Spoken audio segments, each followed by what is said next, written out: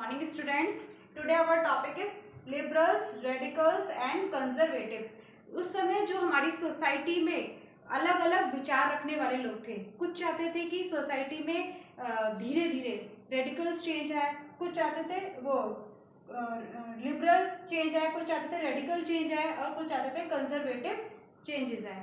मतलब हर लोग अपने अपने तरीके से चेंजेस चाहते थे और उनके क्या क्या आइडियाज़ थे वो हम उनके बारे में जानेंगे। आज हम लिबरल्स के आइडियाज़ के बारे में जानेंगे कि wanted a change in society, वो किस तरीके से चाहते थे कि उनकी सोसाइटी चेंज हो। जैसे कि first of all equality among religious and Nations should tolerate all religions. इसमें चाहते थे कि वो लोग कि जितने भी उस समय सोसाइटी में रिलीजियंस ग्रुप थे यानी कि पंथ थे, वो सभी पंथ इक्वल हों, वो सभी आपस में भाईचारे की भावना से रहें।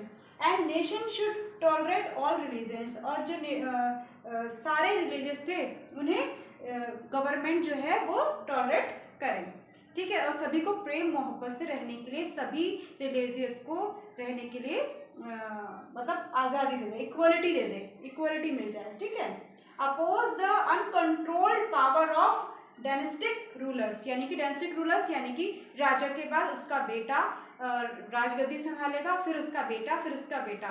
उन्होंने कहा कि ऐसा नहीं होना चाहिए क्योंकि एक राजा के बेटे को ही ठीक ढंग से राज्य करना है ऐसा पॉसिबल नहीं है, तो इसके लिए सबको कोई भी राजा बन सकता है, ऐसा उन्होंने अपोज किया the uncontrolled power of dynastic rulers, ठीक है।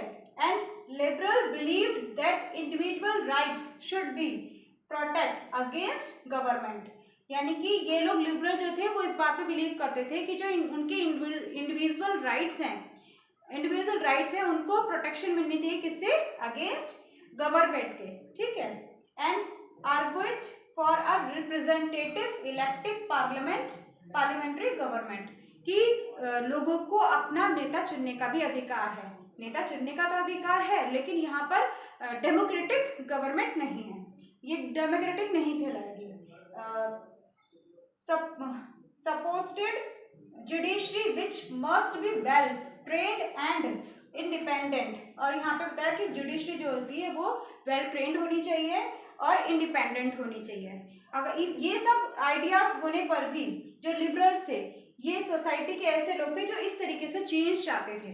इलेक्ट्रिक होना चाहिए, रिप्रेजेंटेटिव इलेक्टेड पार्लियामेंट होना चाहिए, इंडिविजुअल राइट प्रोटेक्ट होने चाहिए अगेंस्ट गवर्नमेंट के, और डायनेस्टिक रूलर्स को ही राजा बनने का अधिकार नहीं, कोई भी जनता में से कोई भी राजा बन सकता है, ऐसा होना चाहिए। या सभी रिलीजियस को समान अधिकार मिलना चाहिए, सबको इक्वल अधिकार मिलना चाहिए, सभी रिलीजियस को।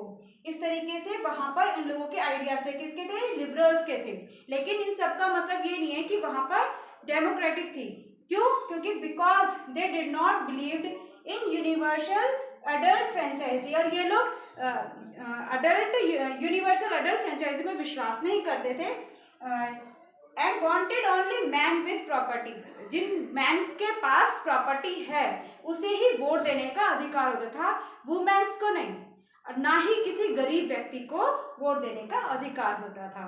नेक्स्ट वीडियो में हम रेडिकल्स के आइडियाज के बारे में जानेंगे।